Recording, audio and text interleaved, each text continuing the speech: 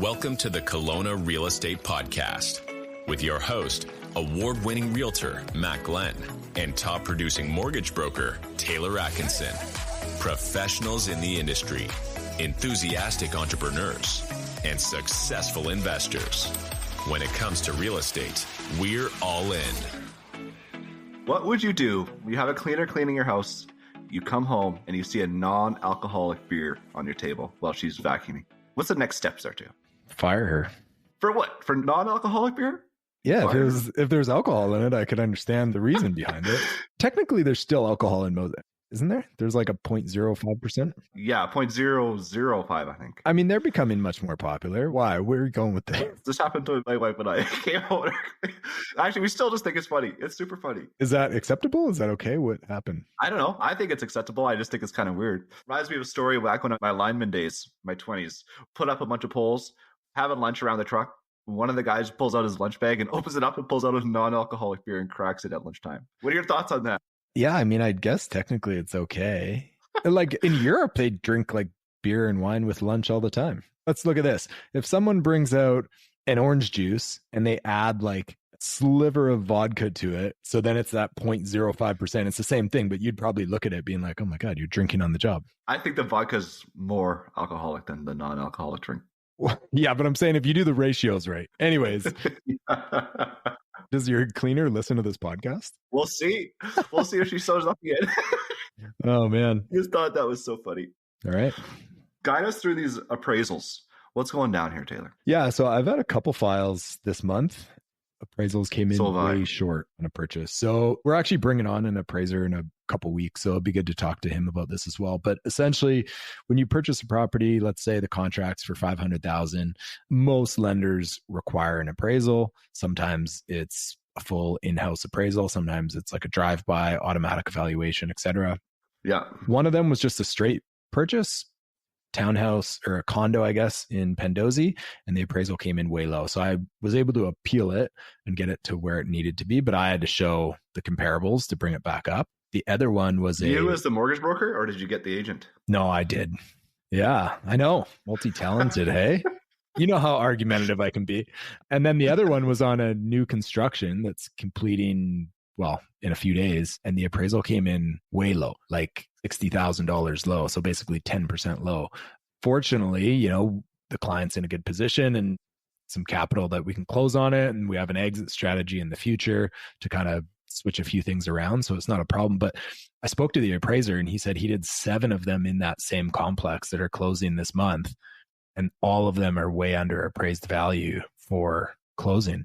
And I'm thinking like the only reason we could close on it is because when the loan to value drops a certain percentage, you still need the amount of equity required by the lender, right? So if you're doing 20% down payment and the appraisal drops far lower than that, you have to come up with the deficit, right? So if it's short, say another 30, 40, and in our case, $60,000, most clients would have to come up with that 60 grand to close on it. So if there's 7 other units in that property that are the same, how many clients can actually close on those? And if they can't, then what are the next steps? That is an issue right now. Oh man, it's definitely going to be an issue, but like, real estate is priced on comparables. I feel like if there's 7 people buying the same product, don't they just compare with each other? That's 7 comparables that you have that are paying the right price. Yeah. So the contract was written up about a year and a half ago when the market was substantially higher. Not substantially, but for this specific product, it was higher at the time. And the appraiser just doesn't see recent sales that support it. I don't fully agree with him in that respect. I feel they're a pretty good purchase in the area for what they are, for rental income, et cetera. But I mean, a lot of respect to appraisers. They actually have a 4-year degree and then, their appraiser education. So they're very well educated and it's a hard career to get into. But yeah, if these aren't meeting where they need to be, it's going to be very difficult for people to close on these, or you're going to see last minute assignments and some potential opportunities for buyers. So I had one as a listing agent. It deals through now, but appraisal came in low. And I was just like, well, just get another appraisal. Is that even possible? Like, obviously as a listing agent, I was pushing it, but like... It depends on the lender. Like it has to be a arm's length type of transaction, right? So certain lenders force us to use certain software. Some lenders allow us to pick the appraiser. Some lenders don't, because they really want an unbiased opinion Because otherwise, for sure, real estate agents, mortgage brokers, clients, they could kind of manipulate it and say, well, we need an extra 20 grand for the appraisal to make this work. But yeah, so essentially, if you order the appraisal and you're sending it to the lender, which doesn't happen that often, you could review it, not send it, and order another one. But generally how it happens is that appraiser sends it directly to the lender by the lender, and the lender communicates back to you. You can then appeal it and show different comparables to try and get it where it needs to be. But you're not going to win that argument every time. Yeah. The buyer has to come up with more money, or the seller has to drop the price to come somewhere in the middle or something. Yeah. So basically, that's why we're so stressed about making sure what we call is broker complete before you remove subjects. And usually the last piece to that puzzle is getting the appraisal done. Generally, because we submit to a lender, we get a commitment letter from a lender, and then they can tell us who their approved appraisers are, and then we can choose the appraisal. Where most people think, well, why don't I just order it right away? It's because we're really not allowed to do that. We could, but then you have to pay for a letter of transmittal and et cetera. It's kind of a weird process. So that comes in a little bit later. So when people want to remove subjects early without the appraisal being satisfied, in today's market, it's a really bad idea, because if it comes in 10% short, you got to have a backup plan how to close on that. Yeah. So you guys were able to get yours done. Yeah. So we came down a little bit, not very much, and they just came up with the extra cash. Yeah. Yeah. With the extra cash to pay for the difference. It wasn't like 60 grand difference. I think it was like 15 or something like that, but it was enough to play with the approval. So we got it done, but I can just see in the future this happening more, especially with the pre-sales you were just talking about. Like, there's been a lot of condos being built in Kelowna right now, and I feel like a lot of them are not going to appraise out just because there's so many. The short-term rental thing that we're going to talk about today, I feel like there's going to be an issue. Yeah, so good segue. Today, our guest was Amanda Vanderlee from How to Host. Yeah. Huge company in Kelowna, surrounding area. She manages short-term rentals. She has a cleaning company, a design company for interior decoration. She's very involved in that scene, so has been involved in, speaking with the city. I think she said she's set up over 100 units now on short-term rental platforms. So yeah, great individual to speak to about that. And yeah, that is kind of one of the risks right now, is a lot of condos are being built. A handful of those condos are purchased for short-term rentals. And when they're going to close in a year or two from now, what happens to that market if the appraisals don't come in where they need to be, or people walk away from the contract, or developers sue, or, if you have an existing Airbnb that you're looking at selling, but we have another couple thousand units that are coming on the market, how does that look? So it's a bit of a dark road to walk down, but yeah. It's mostly the condo market, right? The condo market is going to be the most affected here. Almost the only market that's going to be affected by this short-term rental. Like the other ones, obviously they're single-family houses too, but it's just not going to have the same effect. Yeah. Like, we're building the most condos, and the condos are affecting it. Kind of double whammy here with the short-term rental. So it's... Yeah. You know, it's funny to put on my broker hat for a second, talking about the appraisals with it. There weren't a lot of lenders that would lend to short-term rental units. Okay. So there's like, specifically in Kelowna, you have to really know the buildings and who will lend to it. Yeah. It was funny because, like, anytime you have a call with a client who has an accepted offer on a certain property that's Airbnb allowable in the specific strata bylaws, you'd be like, okay, we got to do this strategy because only this lender will look at it because it's Airbnb allowable. People would be like, that's insane. Like, I make more money. It's like, what is the risk to the lender? And lenders would always just kind of high level, there's more of a risk to it. We don't like short-term rentals. We're staying away from it. Well, they were right. Like, pretty mind-boggling. But like, so now I don't know if we're going to be able to finance those with every lender because this, legislation's been passed, or that specific lender is going to now be holding properties that, they're not happy with because they're probably decreasing in value. So also, the short-term rentals are kind of new. Like, I was Googling this morning, and Airbnb has been operating in Canada since 2009. Yeah. So like, that's not that. Yeah. 15 years, fresh. Like, it's very fresh. So like, that's not even one mortgage amortization, right? So like, it makes sense for the lenders to not lend on that. Yeah. So like, yeah, you're right. They were right. Okay. Well, anyways, it was an awesome show. Yeah. I'd love having Amanda on. Feel free to reach out, follow her on TikTok. Apparently lots of good content on there. Maybe help her out. Get on the TikTok and give her some comment. Yeah. It was an awesome conversation. I think she got the right mindset. She's doing the right things. She's going to be okay. Yeah. She's pretty positive. And honestly, if you're running a business like that with so many moving parts, I feel like you could transition into any kind of business and be successful at it. So Yeah, exactly. She's got a few things going on. Obviously knows what she's doing. She'll be a good person to talk to. Okay, welcome to the show, Amanda from How to Host. How are you doing today? Hi, I'm good. How are you guys? Doing very well, thanks. Good. Good. Yeah, I see you all over the place. And it's nice to have you on the show. Thanks for coming on. All over the place. Yeah. Yeah, well, that's good, I guess. Yeah. Like physically, or where do you see her, Matt? I was wondering the same thing. Yeah. Well, physically sometimes, yes, around Kelowna, but also like around, obviously, your business has been impacted greatly by all these new things going down with the short-term rentals. So yeah. I've been seeing you out there. Lots of content. Yeah. Yes. We like to start our show with just, what's your perfect Friday look like leading into the weekend? How are you productive at work? And then how do you have some fun? Yeah. My perfect Friday. Fridays are always very, very busy for us. It's probably one of our busiest days because it's the check-in day before the weekend. So just wake up early, clear head, lots of coffee. Definitely just getting through the schedule, making sure all of our ins and outs are streamlined, inspections are done, all of our special requests, and get the workday done, which never really seems to finish. But on a Friday night, I guess like to go for a walk or a hike or go get a glass of wine with a friend. I'm pretty chill. I don't go out a whole lot. I keep to myself. Nice. Yeah.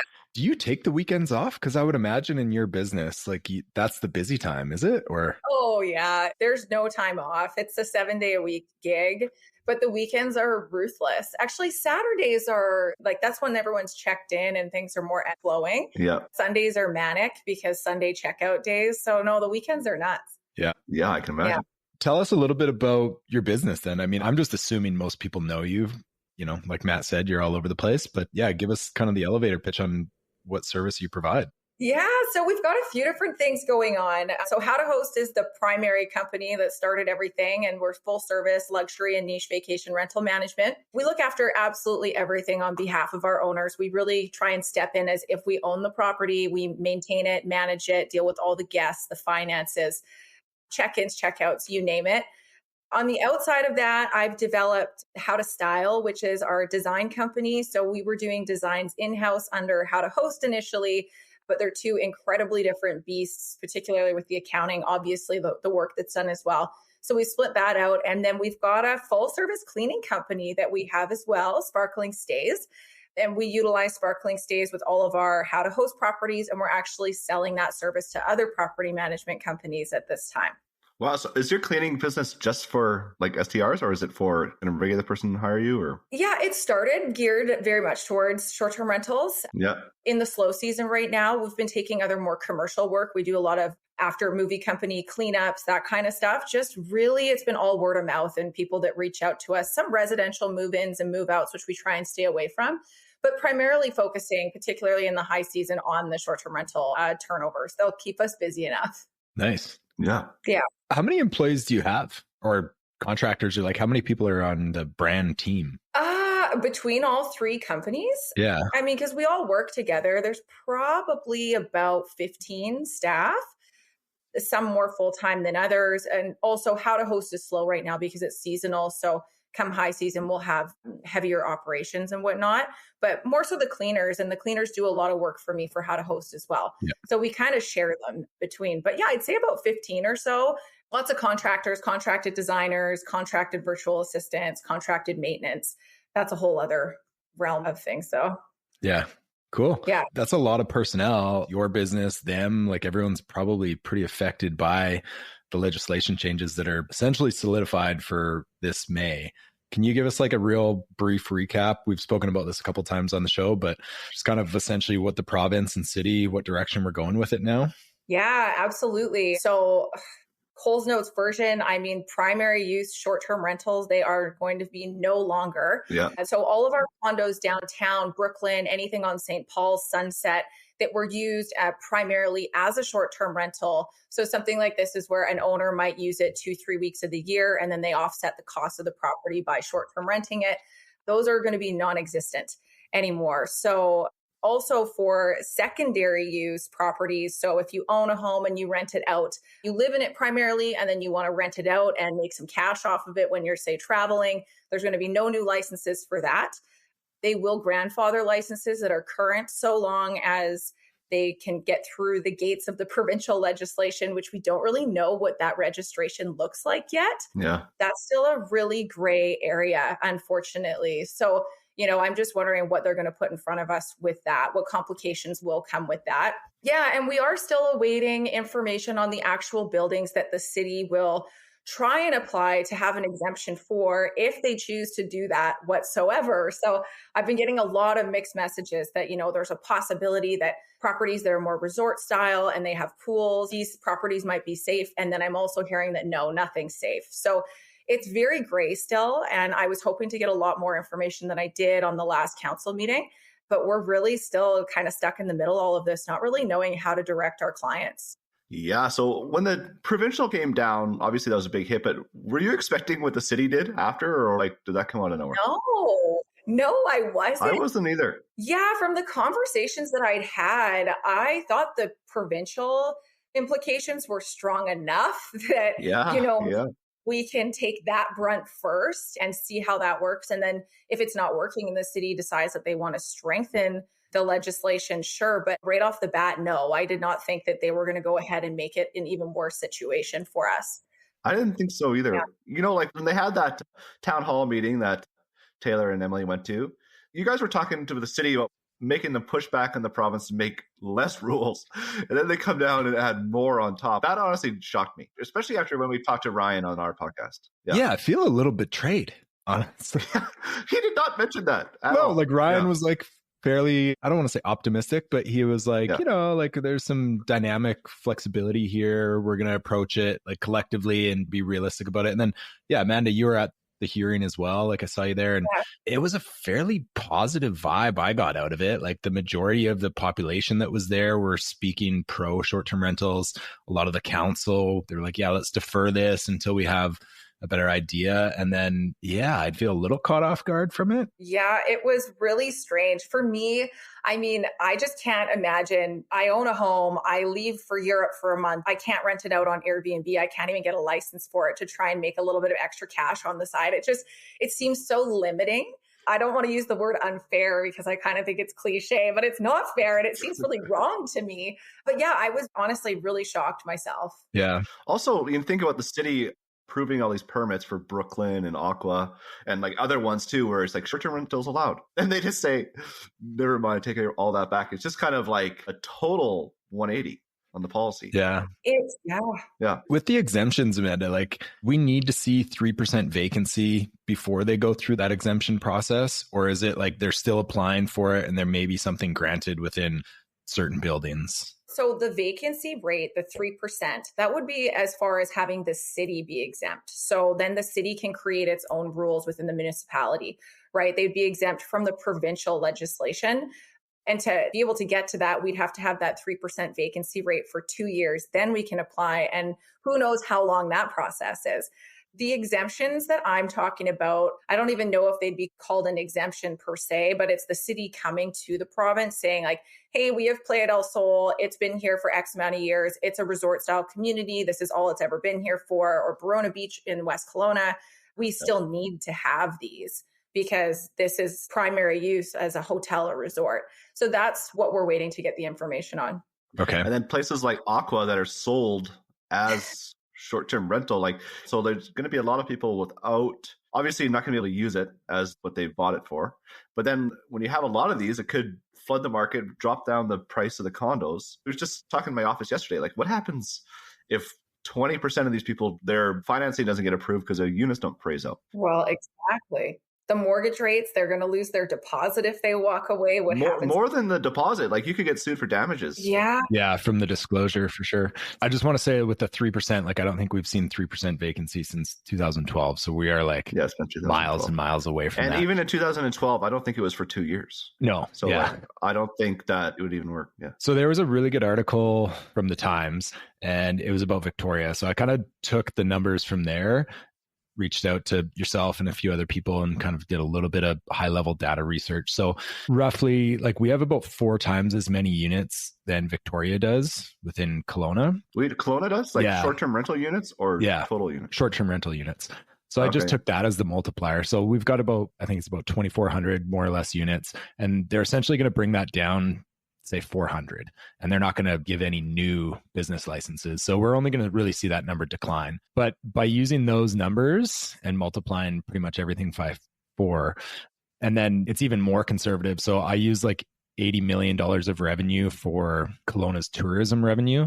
However, it says here in a statement, Kelowna's $2 billion visitor economy attracts nearly 2 million visitors annually, who in turn generate 13,000 jobs, 204 million in tax revenue, and 443 million in direct spending at local businesses. So anyways, I used 80 million for the revenue that we're injecting into the Kelowna economy for Airbnb. It's obviously far greater than that. But basically, if you use those numbers to put 2,000 units back on the market, so we've got 2,400 units now, bringing it down to say 400, people are either going to sell their property or keep it as a secondary home or put a long-term tenant on it. Over the next 10 years, cost to the city, that will be $831 million.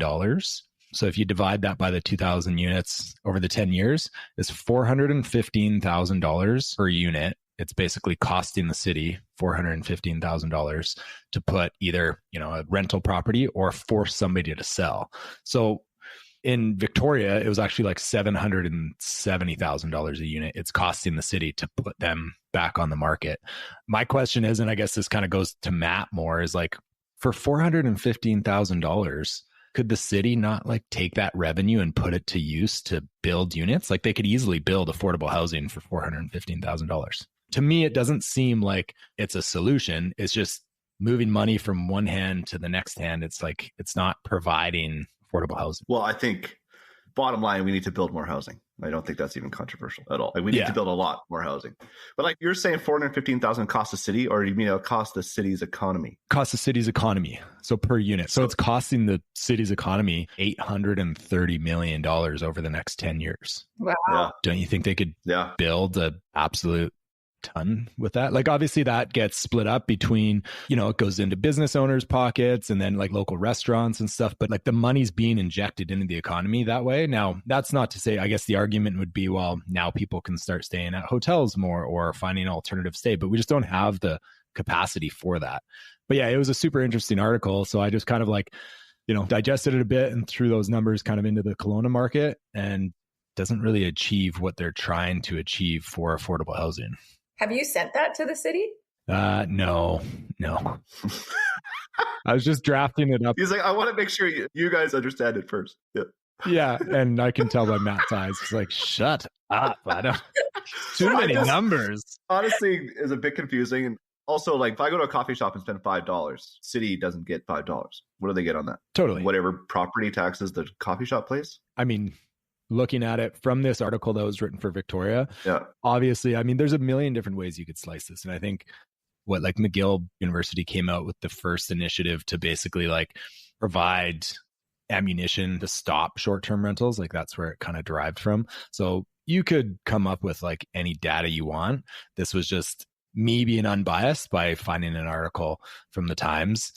I mean, to make it more relatable is essentially, you have 15 employees, you have a handful of properties, you have like generating a lot of income, paying taxes, and essentially the city's like taking that away from you. I guess, how are you pivoting? Like, where are you going next? Yeah, great question. It's so funny. I kind of did the opposite. Everybody went quiet and they're trying to minimize and downsize. And I put out the biggest marketing campaign that I'd done just to try and see what I could catch in other regions. Yeah. I was like, you know what? This is my opportunity to just go for it. And we did wound up making a few really great connections, and I'm working on some deals right now that could, even triple the company if it works out. So I can't really talk about it quite yet, the idea behind it is I was like, in the worst times, I've got to really just put my best foot forward and focus on marketing to the most broad level that I've ever done. And I think that we could possibly achieve those goals, and just focusing on exempt land, Indigenous land, and alpine communities, possibly looking at going into the US or other provinces in Canada. I think that I just have to relinquish control as far as having to be there personally, because I've been very always on site, on hand, and always here. Yeah. And you don't necessarily have to run a management company like that. There are a lot of companies in the world that manage in other parts of the world, and it's hands-free, and they utilize computers and communication systems to do it. And you just have to have the proper SOPs and policies and whatnot to maintain the quality. So I think that's the shift I'm taking. Maybe more resort style work, like we've really got with the design, the cleaning, and the management. We can kind of encompass that hotel-like structure. Yeah. So that's a service almost as one service that I could sell potentially. And we are looking at doing that as well. So I've got a few things happening. I'm not sure exactly which path is going to be the one we walk down, but I'm not scared. I can tell you that. Honestly, that is the best way to look at it. Like, it's kind of happened, not really anything you can do about it, right? So you just adapt and overcome, right? I feel like that's kind of it's really the only option at this point. Obviously, you still want to like advocate. Yeah, advocate. Yeah, you want to advocate for what you want, but like at the same time, life goes on, so you have to adapt and go on. You know, I have been looking at it as this kind of bittersweet thing as well, because when it all first happened, it happened right after the fires. So we just got nailed this year with all things in this industry. It's a really difficult industry to stay afloat on. You know, it's very seasonal. We're very subject to weather and anything with the economy. So it's a tough business to run. But yeah, I think just keeping an open mind and staying positive and hoping that this will actually maybe strengthen the market a little bit in the sense that what's left is going to be worth a lot more, and restructuring so that maybe we work a little bit less and we're making more money on properties that we're managing. It was getting saturated. Okay? Like the profit margins were getting thin. That was partly due to interest rates going up and, you know, the cost of these units for transactions. So I think it was about to self-regulate anyways. Yeah, it's interesting that you say that. And I do wish that there was maybe a different approach to all of this. Like if this city was properly policing what's going on, like we had almost half of the rentals on the market were illegal. So if you take that away, what would this have looked like? You know, what would the business have looked like entirely? And would we see that these short-term rentals are actually affecting the housing market, or are they not really? Like if you take those 50% away, is a dent going to be created or will it not? So that's an interesting piece to this all as well. Yeah, I thought a good piece of the legislation was they said you had to have the business license posted on the Airbnb listing. I thought that was a pretty good idea. You know, I think probably we already have to have the business license number in the listing, but people just don't. And I think what they're going to do is make it mandatory. So in cities like Vancouver, you actually can't even get past the point of clicking the list button without putting the license number in, and the Airbnb communicates with the city and they can see that license and then they approve the listing. Yeah. So that's what we're going to be more looking at in the future. Yeah. Yeah. So do you know there's like a hotel tax that's associated with the Airbnb platform, right? That's supposed to then go to the city to be like deployed for tourism use or maybe just general income for the city to use. So again, back to this report for Victoria, I think they were getting about $500,000 from that, from the booking platform.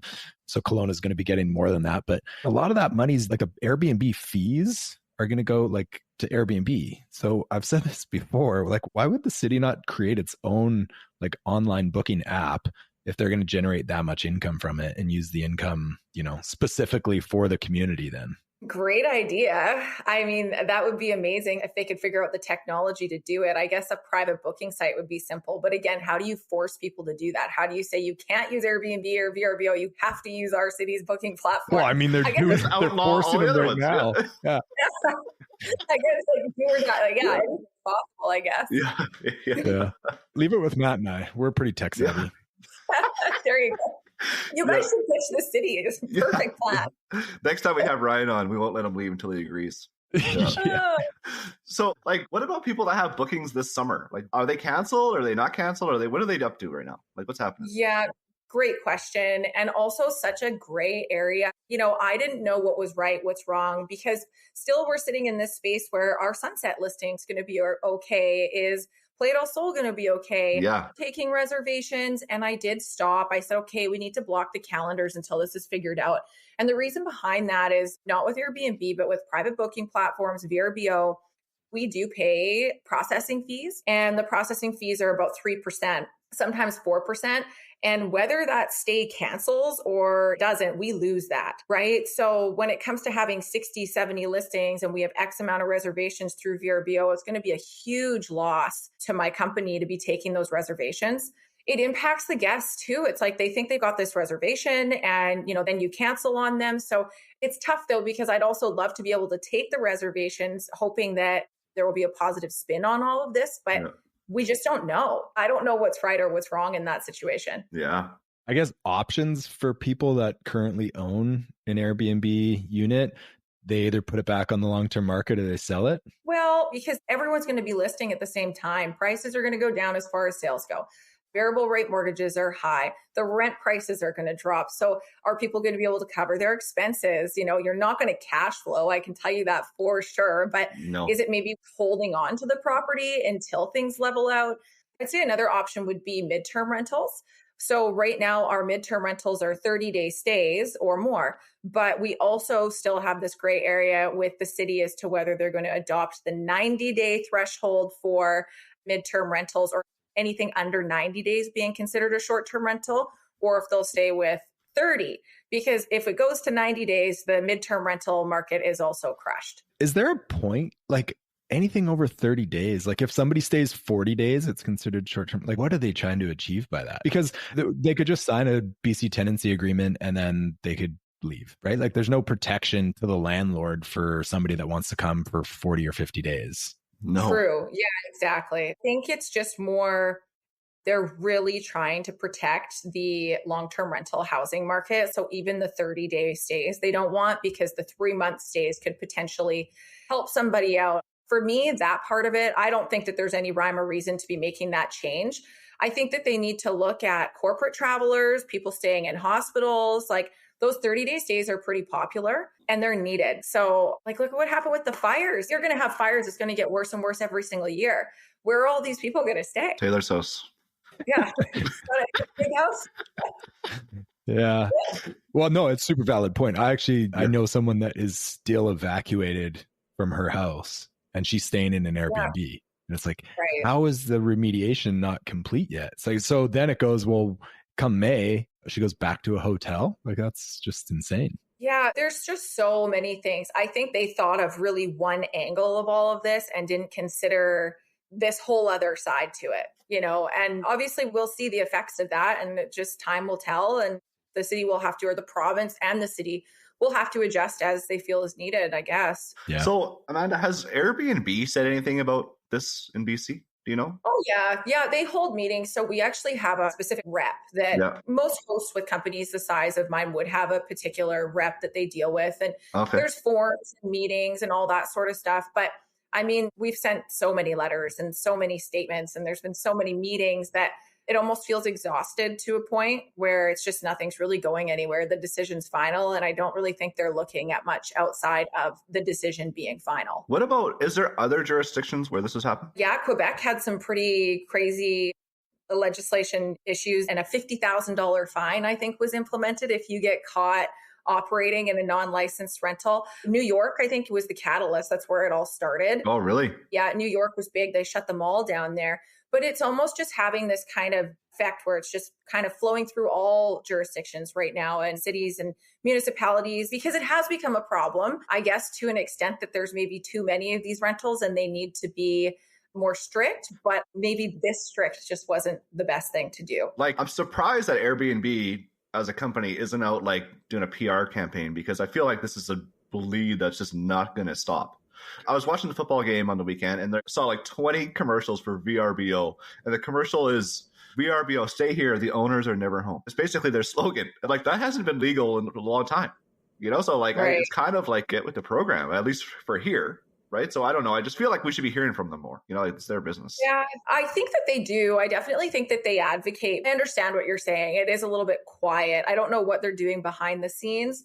I also don't really know that there's much that they can do. They're not well liked by government, It just is what it is at this point. And I do think it's just going to get worse and worse. BC really piloted this move, and I think it's going to continue through provinces as time goes by. Well, this is exactly what I'm saying. So like, I saw this poll, I can't remember where it was. So like, it's not entirely fake news, but I wouldn't say it's real.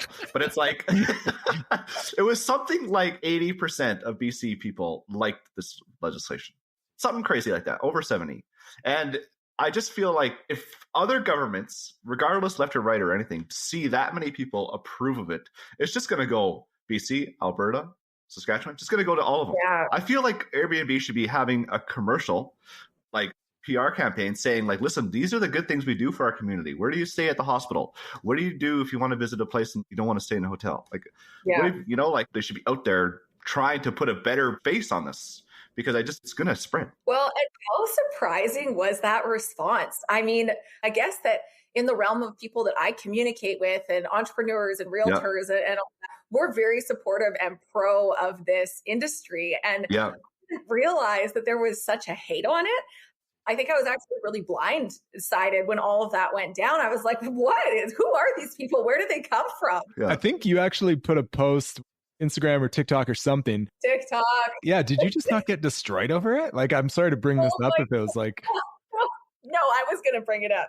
First of all, okay, so what happened is I did an interview with Kelowna Now. Kelowna Now then put it on TikTok. And I had no idea what was going on. And I had this guy message me in my Instagram DMs. He's like, are you okay? I was like, yeah, I'm good. Why? What's going on? And he's like, that TikTok post. I was like, what TikTok post? I haven't seen a TikTok post. I log into TikTok. There was over 16,000 comments. So derogatory, terrible. Like, first of all, people thought that I owned all of these properties. I saw that too. Yeah. And I was like, well, it'd be pretty sweet if I did, but no, I don't. The struggling entrepreneur here, just have a 3.5-year-old company trying to get by as a manager, as a property manager. I don't own them. But the lakes that people went to, like, they would capture the video and then they would mock me and ask me if they'd say like my hair was a mop and my Botox is terrible. And you think with all the money I make, I'd have better fake lips. And I was like, wow. Take it with a grain of salt. But they exist. Those people do not like Airbnb apparently, and they did not like my company or myself. Yeah. Like I was talking to some realtors and we are in a bubble. Like in real estate land, this is like hell on earth, right? This short-term rental thing. But with the rest of the people, I think it's not like that. I had a plumber at my house fixing my fireplace. I told him I was a realtor. He's like, oh yeah, these Airbnbs are canceled. He's like, I'll finally be able to buy a house. That is interesting. And then I asked my barber and he's like, oh yeah, this is awesome. I'll finally be able to buy a house. And like, I start realizing that everybody that's not in the industry directly, it's a different kind of way to look at it, right? So Matt just starts handing out his business card. He's like, yeah, definitely. I agree with you. Yeah. Airbnb sucks. Let's buy a house. I'm not agree or disagree. I'm just saying it's just that's the way it is. But like, we're all just speculating at this point. Like, have they done a census? Like, where do they get these stats from? Is there a vote on it? Or are they looking at TikTok and being like, oh yeah, there's 16,000 bad comments. Yeah. 70% of the population doesn't like this. I think it's the votes that come in, like through Castanet or whatever, people that are happy or sad. I mean, I had people calling my phone. My phone's listed online. They were sending me hate emails. And I'm smiling because I take it with a grain of salt. Like, it did not affect me. But wow, it was eye-opening. Like, there's this whole other side to people. We're always very biased to like what is beneficial to us. Yeah. Right. So of course I want to save my company and help my team and my staff. And other people think that by eliminating companies like mine, they're going to be able to get into the real estate market, which I don't think is correct to any extent. But, we always take whichever side is to our benefit, right? Yeah. Totally. Yeah, I think so. Everyone's saying, well, it's going to take rentals off the market. It's going to take rentals off the market. But I think the idea is the government, they put in policies like this, they drop the price, even if it's a little bit, and then more renters are no longer renters. They get into the housing market and then they're homeowners. So you get basically more homeowners is the idea. I don't think that's going to have like a major effect. I don't think all of a sudden like 30% more people are going to buy houses. I think it's probably 3% or 2% more people can buy a house.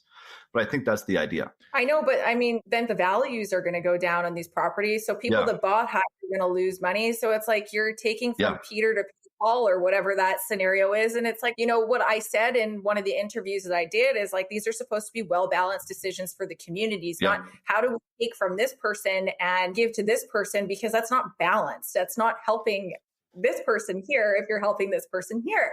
It's tough. Totally. I mean, I've worked 16-hour days for years and years. I think that certain people are in a position because of the things that they've done and how hard they've worked. And it's tough out there. I get it. Yeah. I do want to highlight something there. Like, that's the whole frustration I have, is like they're creating a narrative that like, oh, we're taking it from this super wealthy person. Like, oh, Amanda has 2,400 units in Kelowna and she's uber wealthy.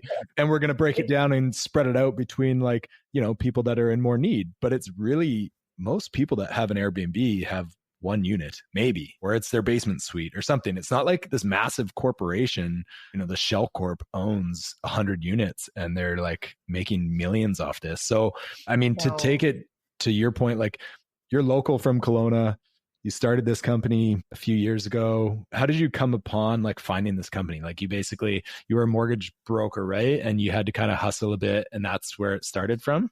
Yeah, so it was a total fluke. I was an insurance broker for 11 years. I was turning 30. I was like, I cannot do the same job from 19 into my 30s. So I got mortgage broker license. Nice. I just thought, fast forward 10 years, I'll be 40, then 50, and I've never done anything else.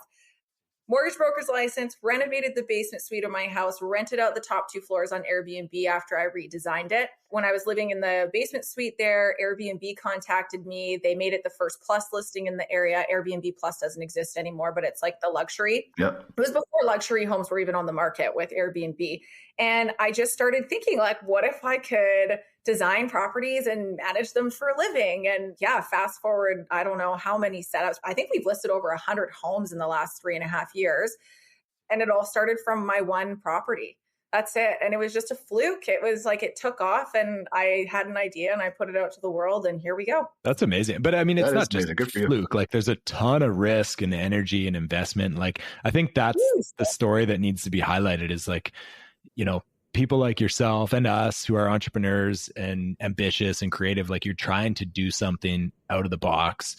You're trying to help others. And you should be rewarded for taking that risk. But unfortunately, this one's kind of a slap in the face to a lot of us. So, to investors, and just touch on your last point about people that this is affecting people that have one Airbnb, they don't have a ton of them. And they put everything that they had into being able to buy that Airbnb, and they're struggling to cash flow with that Airbnb, with the way the market is right now and the interest rates. So it's not like they're taking from wealthy people. That's not who this is impacting at all.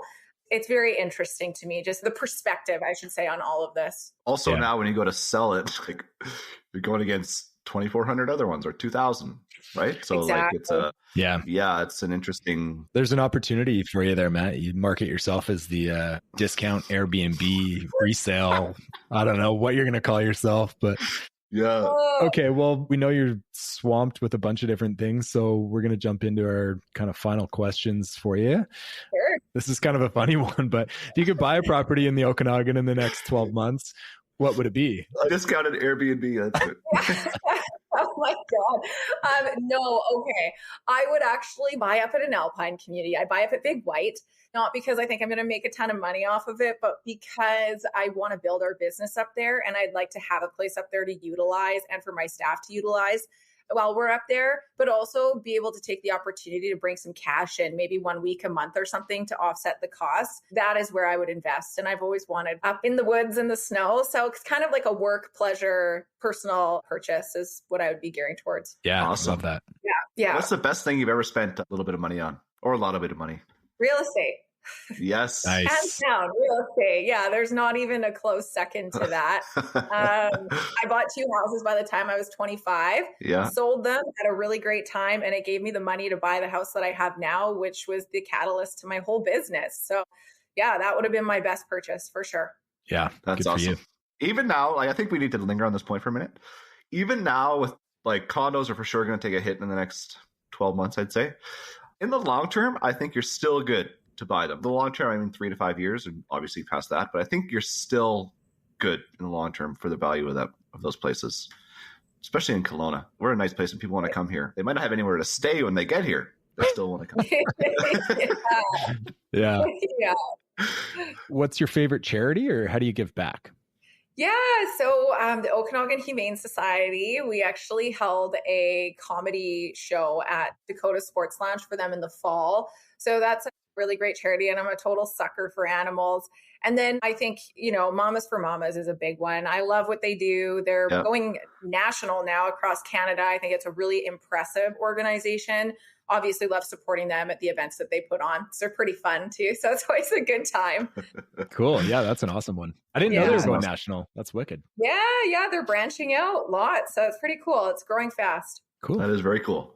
All right. How can we or our listeners help you grow your business, your next one? What can we do for you? Oh, geez, my next one. Oh my gosh. Well, we're looking for properties in exempt communities. So Indigenous land, alpine communities, international, outside of BC. I'm really open to any opportunity that comes my way. I'm also developing a course. So if people are interested in getting in on this business and want to do it without losing the the thousands of dollars that I've lost in all my mistakes, I've got a really good way to streamline that for you coming out. So that would be another thing to support, I think, if you needed it. That is super cool. Yeah. That's awesome. So you're doing an online course or? Yeah. And it's very, very in-depth. So I'm working with a course creator, copywriter, and it's absolutely every tool that we use, how we use them, our calculators, all of our spreadsheets. The accounting module, the accounting's been the biggest struggle in this business. It's very, very complicated. Yeah. We have an in-house CGA now, so we've really dialed in our processes with that. And so, for one package price, I can share it to the world.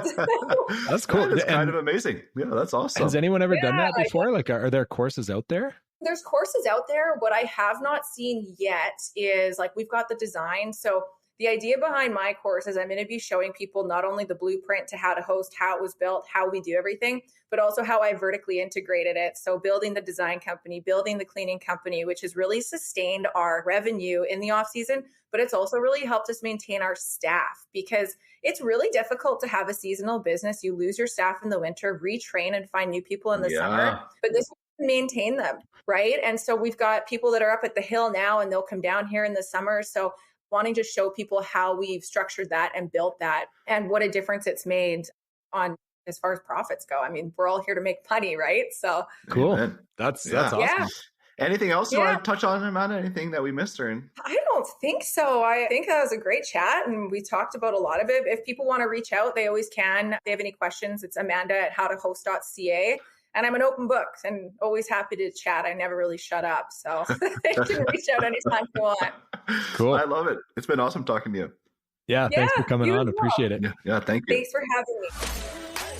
Thanks for listening to the Kelowna Real Estate Podcast.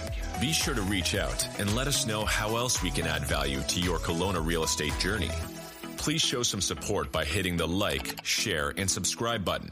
This is sponsored by Matt Glenn Real Estate and Taylor at Venture Mortgages.